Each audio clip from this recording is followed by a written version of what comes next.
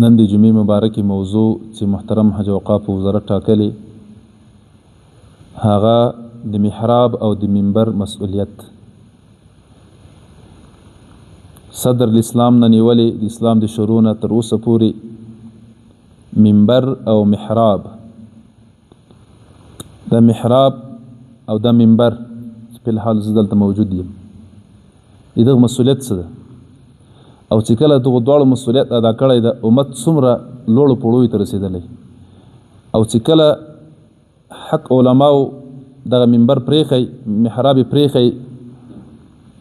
او د نورو فاسدو اشخاصو ظالم اشخاصو تسلط لاندې راغلی څومره امت زوال ته تللی محترمو دا دوه هغه وسیلې دي چې جناب رسول الله صلی الله علیه وسلم خلفای راشدینو او اسلاف علماو دا به د امت د اصلاح لپاره کارول ځکه دا هغه مدارسو د ښوونې او روزنې هغه ځایونه چې حلال حرام عقاید فکرونه دین دا به همدې ځای نشریده خلکو به زده کوو د فکر نیولې تصمیم نیولې ملي او اسلامي مسایل د امت مسایل ټولنیز مسایل جهادي روحیه ورکول دا ټول همدغه محراب او منبر نسوي دي او دغه محراب او منبر ځینې مسؤلیتونه هم لري په غټو ټکو کې څلور پنځه ډوله مسؤلیتونه به متاسو ذکر کو اول مسؤلیت د محراب او د منبر دا ده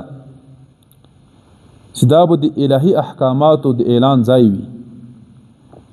او د تعلم د ښوونې او روزنې ځای به وي دویم منبر او محراب د ملي او ټولنیزو موضوعاتو د مشورې ځای وي او دریم محراب او منبر د برعیت ته خلکو ته د جهاد د صلح او د نور غیر جنگي حالاتو د بیانولو ځای وي جهادي روحیه ورکولو ځای به وي د فکر عقیدې اصلاح کولو ځای به وي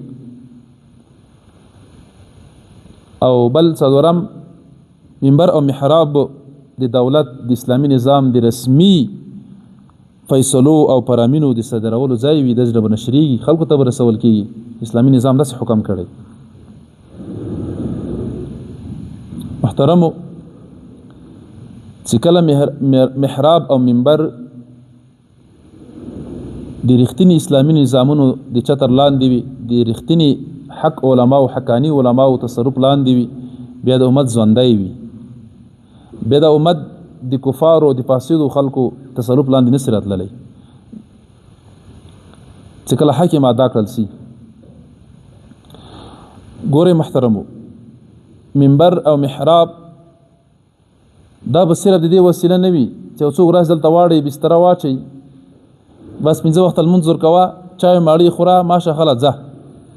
خلاص نه دا امامت صغرا د پیغمبر علیه السلام یو درون مسؤلیت ده ګوره هغه څوک به دلته ټاکل کېږي چې حق وړتیا یې لري فعال کس وي او د ځوانانو